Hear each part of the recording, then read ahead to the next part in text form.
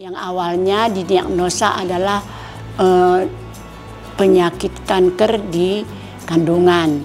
Ternyata setelah saya berobat ke tempat yang memang benar-benar saya inginkan untuk lebih mendalam, saya itu adalah kanker.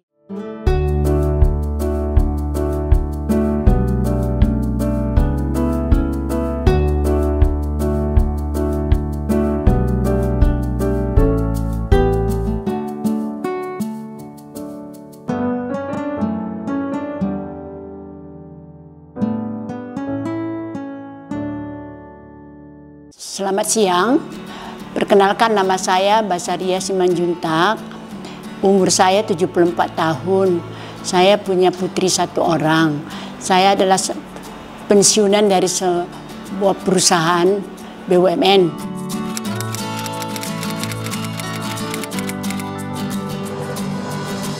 Saat ini saya pengen menceritakan pengalaman hidup saya mengenai saya pernah mengalami penyakit kanker yang awalnya didiagnosa adalah penyakit kanker di kandungan. Ternyata setelah saya berobat ke tempat yang memang benar-benar saya inginkan untuk lebih mendalam, saya itu adalah kanker di limpa. Dari situ saya berobat di sana. Setelah berobat, saya itu sudah dinyatakan kanker di limpa itu stadium 4. Dan dokter sudah angkat tangan tidak akan bisa sembuh. Ternyata saya tetap berdoa, tidak ada yang mustahil bagi Tuhan. Kemudian saya berobat mengikuti saran dokter dan saya tetap patuh kepada dokter apa yang harus saya lakukan. Dan saya di kemo hanya 8 kali. Saya tetap berdoa. Badan saya yang dari 57 kilo turun jadi 32 kilo. Nah, akhirnya saya dikatakan tidak ada pantang, tetapi saya tetap merasakan apa yang tidak perlu saya makan, tidak saya makan. Dan saya tetap berpegang kepada Tuhan, karena saya yakin saya pasti akan sembuh. Jadi semangat hidup saya sangat tinggi sekali. Setelah kira-kira dari 2 tahun, saya kena kanker itu tahun 2007. Dan saya berobat terus sampai dinyatakan dokter bersih. Sampai dengan 2013 saya kontrol. Sampai kata dokter, kamu sudah bersih dan sudah tidak perlu berhadapan dengan saya lagi.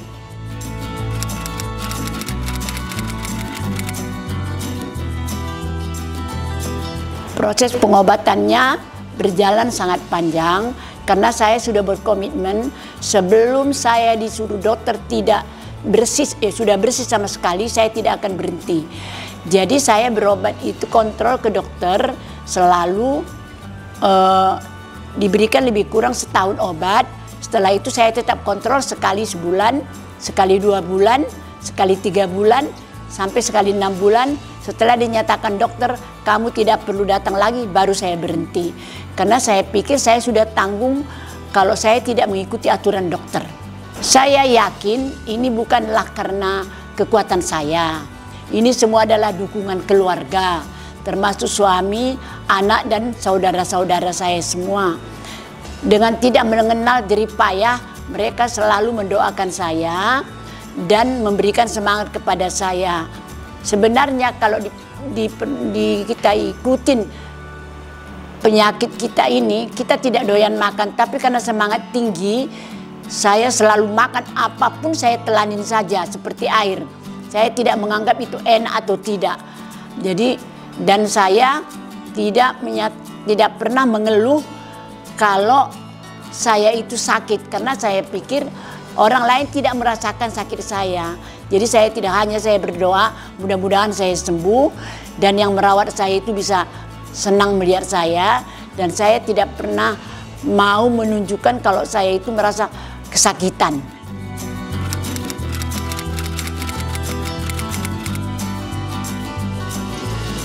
Saya berobat terus berjalan sesuai dengan aturan dokter. Dari mulai sekali seminggu, sekali 2 minggu, sekali sebulan, sekali 2 bulan, sekali 3 bulan, sekali 6 bulan. Akhirnya dokter menyatakan tidak perlu datang lagi bertemu dengan saya. Sampai saya meledek sama dokter itu, dokter kalau saya kepengen ketemu dokter bagaimana? Kalau mau ketemu datang aja kalau ada duitnya. Nah, dibilangnya begitu sama saya. Tapi saya yakin itu semua memang adalah berkat kuasa Tuhan. Karena saya rasakan saya sudah diusir sama dokter bahwa dia tidak sanggup mengobatin saya. Tapi saya bilang sama dokter, dokter tolong obati saya mati di tangan dokter. Akhirnya saya diobati sama dia, sampai dia ancam saya, kamu mau di sini 20 hari Nami, setahun pun nggak apa-apa dokter, sampai saya bilang begitu. Itulah sakit semangat saya tinggi sekali. Dan ini perlu saya kasih tahu, memang semua pergumulan itu ada sama kita di dalam keadaan kita seperti itu. Anak masih kuliah, suami ditinggal, saya di negeri orang untuk berobat. Coba dibayangkan bagaimana perasaan kita seperti itu. Jadi ini semua karena dukungan keluarga. Dan ada satu keponakan saya, dia sampai cuti apa dikorbankannya untuk menemani saya selalu ke sana. Dan saya banyak pengalaman-pengalaman yang saya alami selama sakit itu. Jadi yang muntah, yang apa, sampai saya sudah koma waktu itu. Tapi saya bilang saya tidak mati, nggak apa-apa. Orang takut ngelihat saya karena saya saking kurusnya, jalan takut jatuh.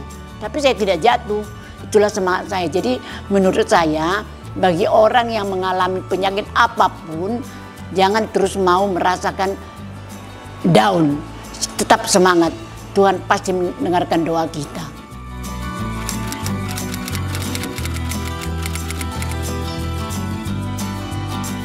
Sebenarnya saya pola makan itu memang dari dulu tidak suka banyak makan.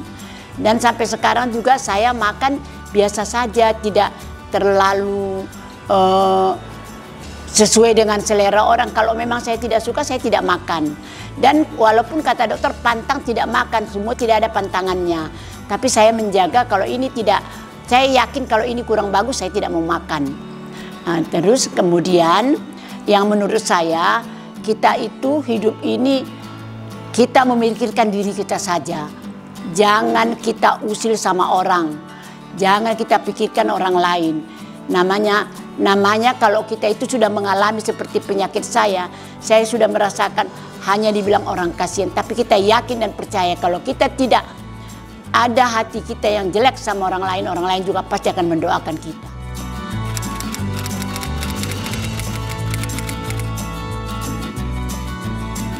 Sebetulnya menurut saya, sebetulnya adanya cancer itu bisa dari pola makan. Yang selama ini kita tidak tahu, kita itu makan apa. Tetapi setelah kita tahu bahwasanya mengenai pengawet-pengawet itu tidak bagus, itu jadi pantangan bagi kita. Itu aja.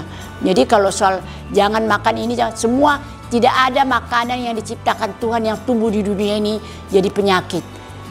Ya kan? Tetapi kalau memang buatan manusia, ya itu perlu kita jaga. Seperti pengawet tadi, soft drink, itu memang aku dari dulu gak suka.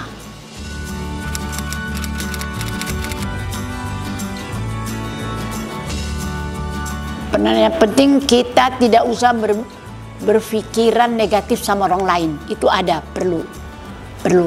Karena, dan kita juga tidak perlu menyatakan kita itu cepat sakit hati sama orang lain, karena kita juga tidak sadar kalau kita itu juga pernah membuat dia sakit hati, ya kan?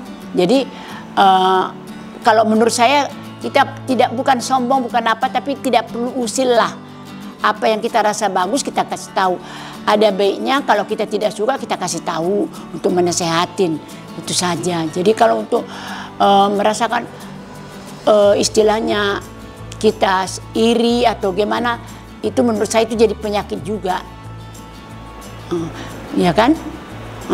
Karena menurut saya satu adalah dari dulu memang sifat saya lain. Mau benci orang sama saya tidak peduli. Tapi itu adalah karena dari hati saya yang bersih, bukan karena istilahnya cemburu, dendam atau apa. Saya tahu banyak orang yang gak suka sama saya, Tapi akhirnya saya nikmati juga sampai dengan sekarang. Bahwasanya mereka merasakan yang saya buat itu adalah benar. Ya kan?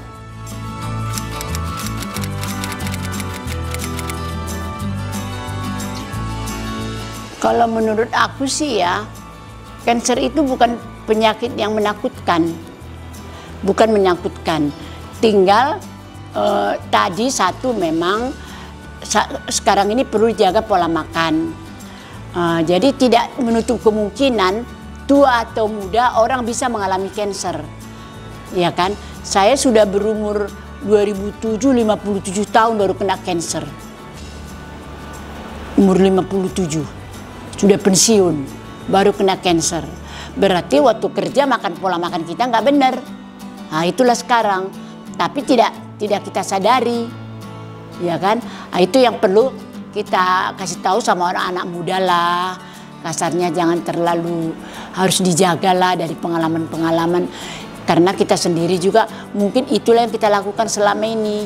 Kita tidak tahu, sehingga tumbuhlah penyakit itu di dalam. Ya memang benar.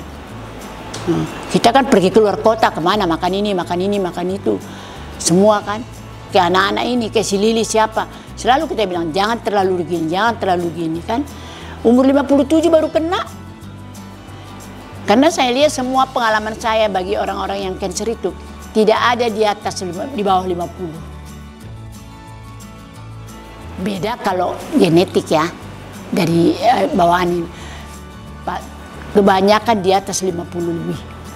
Berarti itu pola makan yang nggak benar.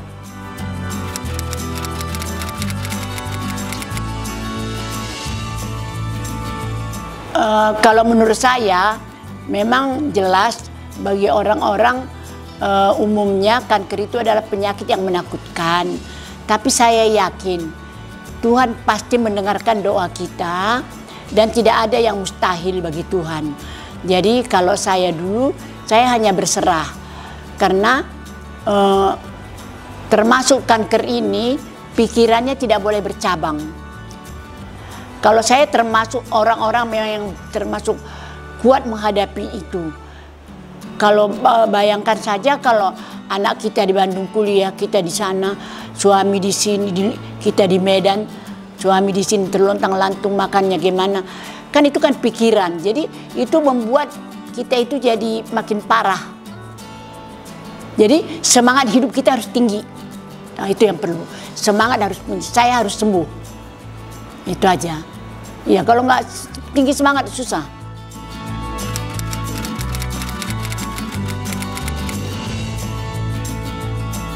Sebetulnya memang saya tahu saya kanker.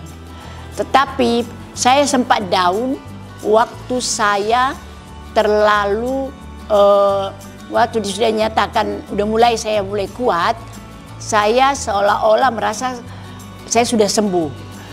Saking saya lasaknya, suami saya bilang, kau terlalu pegang sana pegang sini, kau tahu stadium berapa kau sekarang? Dibilang stadium 4, sempat saya down. Saya nggak nyangka kalau saya itu udah stadium 4. Berarti sudah benar-benar sudah jadi mayat saya sebetulnya. Kalau dibilang stadium yang paling akhir. Baru saya nangisnya. Akhirnya saya bilang, udah kalau memang saya matilah. Ternyata Tuhan tunjukkan kalau memang saya stadium berapapun, tunjukkanlah kemurahan-Mu. Jadi dorongan dari keluarga juga bilang, tidak ada stadium-stadium. Yang penting Tuhan sudah menyembuhkan kau. Itu aja yang membuat saya semangat.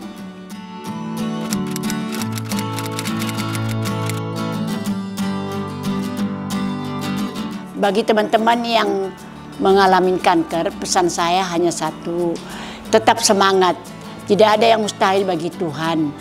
Dan satu, jangan cepat sakit hati sama siapapun. Karena kita juga mempunyai kesalahan. Biar Tuhan mengampuni kita dan mengampuni orang-orang yang bersalah kepada kita. Itu hanya pesan saya. Karena itulah yang saya alami. Karena manusia tidak sama semua. Dan manusia itu tidak pernah ada kesadarannya, dia tidak sadar apa yang diucapkannya. Dan kita juga seperti itu. Jadi kita hanya meminta maaf sama Tuhan. Mudah-mudahan tetap selalu Tuhan melindungi kita, itu saja.